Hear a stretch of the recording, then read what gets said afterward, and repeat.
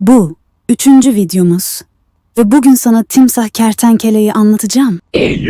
Bak, bu hayvan gerçekten efsane gibi. İsmini duyunca bile merak ediyorsun değil mi? Hem timsaha hem kertenkeleye benziyor.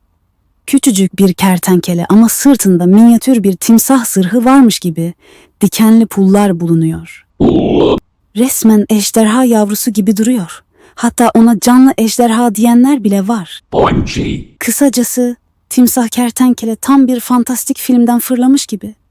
Minik bir ejderha ama gerçek. Eğer sen de böyle gizemli ve ilginç hayvanları keşfetmek istiyorsan beni takip etmeyi unutma. Daha bunun gibi yüzlercesini anlatacağım.